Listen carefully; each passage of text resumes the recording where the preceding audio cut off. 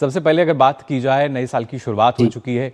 2026 की अगर हम स्थिति की बात करें, 2025 में हमने देखा लार्ज मिड या स्मॉल कैप की बात की जाए, किस तरीके से रिटर्न देते नजर आए हैं। 2026 से किस तरह का अनुमान और उम्मीद लेकर हम चल रहे हैं?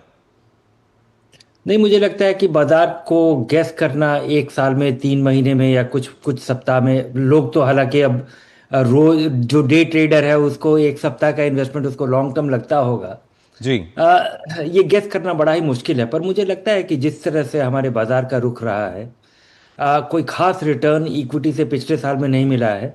जी। और अगर आप ये मेन स्ट्रीम कैटेगरीज अगर आप देखें, या तो 10-15% का रिटर्न, और उसके पिछले सालों में जो हम्म। निवेशकों की उम्मीद बनी थी, और इसके बावजूद जिस तरह से निवेशकों का भरोसा बना रहा है, छोटे निवेशकों का भरोसा बना रहा है, जो एसआईपी के मोमेंटम में दिखता है, उसमें मुझे लगता है कि निवेशकों को एक मॉडेस्ट रिटर्न का एक्सपेक्टेशन रखना चाहिए। कोई और अगर कोई खास बड़ा एक्सीडेंट ना हो, और कुछ खास कैटेगरी में, जैसे पिछले साल का सबसे बड़ा सरप्राइज था गोल्ड का रिटर्न्स और सिल्वर का रिटर्न। जी। और यहाँ पे निवेशकों को नहीं भूलना चाहिए कि डाइवर्सिफिकेशन ही आपका लंबे समय का दोस्त है। और इस तरह का रिवर्शन टू मीन, जब किसी चीज में आपका अंधविश्वास हो जाता है कि अब तो ये बढ़ेगा ही, क्योंकि ये जिस रफ्तार से बढ़ रहा है, अब इसके जब इसमें आपका अटूट विश्वास बन जाता है, जी।